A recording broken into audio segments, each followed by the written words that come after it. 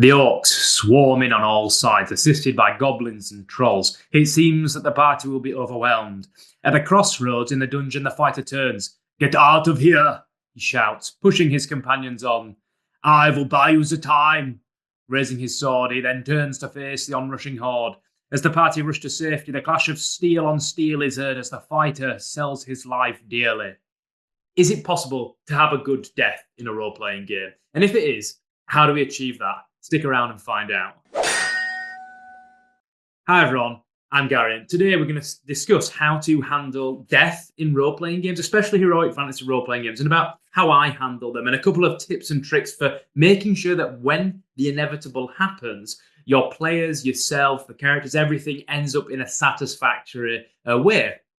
So, to put it bluntly, I agree with Drowning Pool in that we should just let the bodies hit the floor, right? We should allow death to happen in our games. Let the corpses pile high as far as I'm concerned. Nothing is off the table. I think that it is a fundamental right of a player character or of a player to have a good death for their player character. And it is a fundamental right that their character can and might die in the course of the very dangerous activity that is adventuring and dungeoneering. In doing this, I think it creates a real sense of heroism as heroes kind of battle truly inimical foes. It is worthy for a character to die fighting a dragon or a beholder or something like that. And the players know that if their characters can die, the stakes are real. So as we get into this, I'm going to break this down into a couple of different sections. Let's just start by saying, why do we even want death in our games? And what does its presence in our games add? Now, I'm just going to talk through a couple of things. But basically, firstly, by allowing player characters the opportunity to die, by making death a possibility, what happens is you provide a fail state in the sense that it is possible to lose. Role-playing games are games. We want to provide our players with the possibility that they can lose. In doing this, we make their victories real. So if we decide that, players can never die, or that we're going to fudge and hide and obfuscate the mechanical goings on of the game from our players so that their characters always survive, it's like you're actually you're not really playing a game, you're just sort of playing with yourself. And we don't want that. Sometimes player skill in engaging with the game, asking the right question at the right time, generally being prudent and prepared and considering how they're going to engage something needs to be encouraged, and making sure that death is a possibility is one of the things that's going to ensure that. One thing that I often see right now in people talking about role-playing games, and I find it a real bugbear of mine, is that people talk about this idea of fail-forward mechanics. So the idea that players never really truly lose, that actually they survive at a cost. I think this is very narrativist, and I don't really like it in my games at all. So just for an example of a fail-forward mechanic that people often tout, is you've got a pit full of spikes or lava or something, say it's full of lava, and a character needs to make an agility test to jump over it, and the character fails. Do you have them fall in the pit? Because then the game's over, the story's over. It's like, the story's not over, but that character should die as far as I'm concerned. If they fail that, they fall into the pit, into the lava, and they die. That is what happens. Someone who suggests that fail forward is a legitimate game mastering tool would tell you to do this. They would say, well, you don't fail, you jump over to the other side and you cling on by your fingertips, but maybe your sword falls out of your scabbard, you lose your magic weapon, or you lose your magic boots, or whatever, as your feet are scraping on the side. And it's like, yeah, this is okay in extremis. There are certain situations where failing forward is not a bad idea. I think sometimes perhaps in social encounters, this is a good thing. But there has to be the possibility for death. And I think that in that situation, what I would do is I would allow a character to die if they fail that agility test. But I would tell the player before they make the roll, before they make the test, if you roll this and you fail, you're going in the lava. And there's no way around. There's no negotiating with it. Depending on what you say to me now, determines whether if you jump and you fail, you go in the lava. And I think that is so important. So we want to provide the possibility for losing, the possibility for failing. And actually, there's many games that are very popular right now that don't allow this to happen. But in doing that, it's like adding tin to silver coins. You debase the experience, you water it down, you make it less true to itself. You make it less pure by saying to people, by implying through your actions as the game master that, hey, we can't really lose here. We can't really die. The second reason that we want death to some extent in our games is that it suggests truth in your setting and in your world. You are a game master. That is a privileged position, and you are constructing a setting, a world for people, real people, to explore within using fictional characters. We want to build verisimilitude, and the presence of death adds to that. The thing is, if no one ever died, if no characters ever die, if no heroes ever die, then it begins to kind of beg the question, why isn't everyone in your setting an adventurer, right? If going into dungeons and fighting monsters and taking treasure out is never results in the death of anyone, why doesn't everyone do it? Or at the very least, why aren't there loads more adventurers than there are? Because it is obviously a profitable thing, right? We always talk about how there's never enough stuff for the player to spend their treasure on, their gold pieces on. Surely, if none of them ever die, farmers, peasants, right, dock workers, all these kind of random kind of NPCs, they should be thinking, why don't I try and have a go at this? If it is the case that no one doing this ever dies. In some respects, I do believe in genre driving the game. I'm not a kind of perfect or true simulationist, but I do believe in setting driving the game. I do think that we are presenting a setting, at least when we run heroic fantasy games, part of the joy is setting up a secondary world for our players to explore. Characters need to be able to die in order for any of their actions to have meaning and for that world to feel real. If everyone knows they're going to survive the Tomb of Horrors, what's the point in playing it? And then lastly, there is the final reason why I think we should have death as something that is present in our heroic fantasy campaigns. And that is because it allows for tragedy and heroism. This is a big one. I think it's the most important one. Allowing death to happen in our games can permit true tragedy, true heroism, true pathos. Yet I agree that arbitrary deaths can and should happen if the situation calls for it. But in general, when a character dies, it should be because the odds are against the players. A few bad dice rolls, a plan that doesn't come off just how they're expecting, or a random encounter table that has thrown up something really nasty that they weren't prepared for, should lead to the possibility, not the definite state, but the possibility of a character dying. We all want Boromir's death moment, right? When he dies, he does so heroically. And interestingly, he ultimately fails to achieve what he's trying to do with his death. He fails to protect Merry and Pippin from being carried off by alerts on the Uruk-hai, but he does sell his life dearly, and we appreciate the pathos of that moment, especially when Aragorn finds him dying and he's accepted as Boromir's king. So that is the final reason. We want to allow for tragedy and heroism.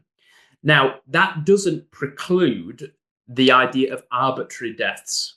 I think that random encounters should be truly random. I think there should be the possibility for difficult and dangerous things on the random encounter in order, again, to build verisimilitude. So, for example, it should be possible for a red dragon to appear if the characters are wandering through the mountains. And if that reaction roll goes badly or that initial encounter goes badly, there's a good chance that someone is getting killed, especially if this happens when the characters are like level 1 or 2 or 3, right, when they're low level. Similarly, I had an example of this in my game. I had one player, and he was a really, really dedicated player, and he'd roll the character who was basically a thief, and his intellect, his intelligence was so low that he could basically say like 2 or 3 words. So he named him Bing Bong, and these are the 2 words that Bing Bong always said. So it was like, and this player really went hard, and he played this character for like 6 or 7 months, and I think he got to the point where he was a bit tired of playing him, because every single time he was like, "What do you think, Bing Bong?" Bing Bong. What happened was, as the party were fighting a final monster, there was a portal closed and they had to run through it. And they cast a lot of spells that were causing the roof of this ancient mausoleum to collapse in. I just divided the board up into 6 sections, the battle area, the encounter area, into 6 sections. And I said, right, the roof's going to collapse. I'm just going to roll a d6. I've numbered each of these 1 to 6. Each round, the roof is going to collapse until you jump through this portal. And if you are under the number that comes up, that part of the roof comes down. I'm sorry, but your character is dead. It's hundreds of tons of stone. It's not anything that you can survive. And they almost got everyone out. Bing Bong was rushing. He just didn't have enough movement to get to the portal. We rolled the number. His came up. Bing Bong got crushed. The player was like, okay, yeah, I get it. Like, I could have kind of stayed playing him a bit longer, but actually, this was an arbitrary death, but made sense in the context of the game. And it was a good, reasonable, engaging, not unsatisfying ending for this character. So why doesn't death work in 5e? We have to talk about 5e because it's the biggest game. I think death in 5e is unpleasant and it robs the players of any true pathos or sense of meaning. And I think it does that almost by design. And I think we should reject that. And the reason that it does all that is because the way it handles death is so kind of ludically weird. It's clear that from a ludic game design point of view, from that perspective, the designers want to avoid death in a 5e game at all costs. And that's rather cynically, probably because the designers incorrectly believe, or maybe they correctly believe, that a quick or unexpected death, especially one of a new player, not just a character, but a new player, would lead to a person being put off the game, right? And then that withdraws that individual from future related purchases. So to some extent, it is a business decision why death is so difficult to achieve in 5e. The only time death happens in 5e is after a long and protracted series of rounds where a player isn't helped. Most combats are over within 4 rounds. A player character gets 3 death saves, and they've got to fail them, and there's a 55% chance they pass each one, right? Because they need a 11 on a d20. So it almost never happens. Also, the game is written, characters don't go into negative hit points, they go to 0. So most players have access to some kind of healing magic. Bang, healing where the character's back up. It pretty much never, ever, ever, ever happens unless the character is helpless and the game master has, puts the master in game master and says, this orc is leaning down and he is slitting their throat because he has seen that you guys keep casting healing word on each other and just lifting each other back up. And he's not having that happen again. And if you do that, the player is almost certainly going to flip out, right? That always happens. What it does mean is that when death does happen, it's pretty horrible. And the player is, in my experience, that when I've had deaths in 5e, the player is almost always frustrated. I had that, in fact, actually the same player who played Bing Bong, I had we played Lost Man of Phandelver years and years and years ago. And we've been playing for years. 5e is not our first system by any stretch of the imagination. We've been playing, we're playing 5e. We played Lost Man of Phandelver. His first character that he made got strangled to death in the first dungeon in the little kind of like goblin cave, Cragmore cave, whatever it's called, by a group of bugbears. Got strangled. And then in the bandits' hideout underneath like the kind of castle where the Nothic is, his next character also got strangled to death by bugbears. Now he was kind of like laughing. But one thing that he found particularly annoying was the fact that obviously the game avoids killing him because not just because it doesn't want to put him off the game, but also it takes ages to make a character in that game. So that's another reason why 5e avoids killing characters, because it takes like an hour to roll up a character. It's like, man, this is pointless. And my players, they play with paper and pens and like erasers. We don't use all that like nonsense on our phones where I don't even know how it works. All that like it's like you got all your spells and everything on an app. We don't do that. We play with dice in like real life. So we have to accept that 5e discourages death mechanically, and what that results in, and I don't really think it's by design, but what that results in is that when death does happen, it's very unsatisfactory. It's never heroic. It is always frustrating to some extent for the game master as well as the player. So how do we fix death in 5e, or how do we ensure that death happens in the game in a way that is satisfactory? And I'm going to go through a couple of things that you can do in order to ensure this for your game, and I'll number them. So number 1, death at 0 hit points. Early versions of D&D do this. BX does this. Character dies if they get to 0 hit points. That's brutal, especially for low-level characters. But hopefully you're playing a version of the game where it doesn't take too long to remake a new character. And the thing is, while that can seem arbitrary, it is what happens to the monsters. And at the very least, it is elegant. It's clear. Characters know if they get to 0, they die. And therefore, what happens is they do their best to avoid death. They do their best to avoid combat where they don't have, or at least combat where they don't have all the advantages stacked on their side. And surely that prudent preparation is what we want to encourage in our players. I believe that player skill is a thing. I don't actually think that this is a particularly common perspective anymore, but I do think that player skill is a thing, and that players can get better at playing their characters in heroic fantasy games like D&D in order to make sure their characters survive for longer, and we want that. Secondly, and this is a big one, mechanical death before literal death. So this is something I sometimes use, where a character who has died, they've run out of hit points, however they died, They've run out of hit points, whatever, but they're dead. But they're able to continue fighting if they've died during combat until the combat is over. And this is a rule that I use at my table. Players know it happens. They are very appreciative of it happening. And what this means is, I make this very, very clear. What this means is that if a character is able to keep fighting, then after the combat they die. And I say that because they've been injured in some way that the character hasn't really appreciated. They've been like stabbed in the heart and they're just kind of like fighting, and simple healing magic like cure wounds or healing potions are not going to help them. They are dead. It means that they continue fighting, they continue contributing, and then at the end of it, we get that beautiful, tragic moment, like Boromir's death, where the players and the characters can gather around, and that character, as they collapse from their wounds, they stagger to the floor, they are able to give their final words and their final sentiments. And that is something that 5e does not allow players to do. It does not allow characters to do that when they die. So I think that is something really, really helpful. Now, you do just need to state before that happens that this is how you're going to handle death, I think. So mechanical death before literal death is a really beautiful, elegant, clean way of dealing to ensure that a death that does happen is satisfactory. And it won't always work. You won't always get the opportunity, right? That arbitrary death with Bing Bong, where the roof came down, he ain't going to get any last words, right? He's pissed.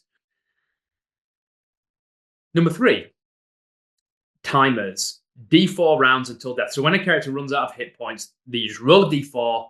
When that number goes down, they are dead. I'm a big fan of D4 timers. I've talked about D4 timers in my video on speeding up combat. Click in the top right, you can see it there. When a character drops to 0 hit points, they roll a D4 and they have that number of rounds. This kind of avoids all that silliness that is in 5e of tracking successes and failures, and ensures that there is a reasonable possibility of this happening without it being as arbitrary as death at 0. And it means that if they roll a 1, the players must do something immediately to rescue them.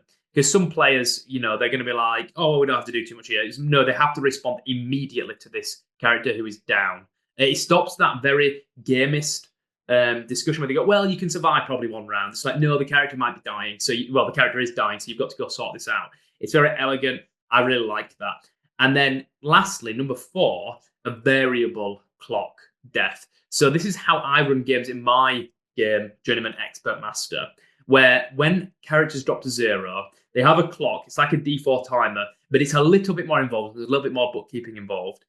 Characters have a pool of D6s that is related to their endurance score, which is kind of like their constitution stat, if we're talking about 5e characters. And basically, they take those number of D6s each round. Most characters have 2 or 3. They roll them at the end of the round, and they take away any natural ones. And once that death pool is at 0, the character dies. Again, this forces players to be more reactive, and that's what you want. And it even more minimizes the ability of the players to over-strategize. It means that they have to respond to that character now because they don't know how long they're going to last. I would even say, really, instead of a D4 time, maybe just roll a D4 each round, and on a 1 the character dies. That would be kind of, that'd get everyone's blood going. I find that works. Now, that's my thoughts and musings on death in our games. Thank you for taking the time to listen. I hope you enjoyed this mechanical deep dive. Below, you'll find links to my game, Journeyman Expert Master, and all the modules and rules and everything for that. I'll be back next week, but I appreciate you taking the time to listen. Like and subscribe, do all that good stuff. I'm Gary, and I'll speak with you again soon.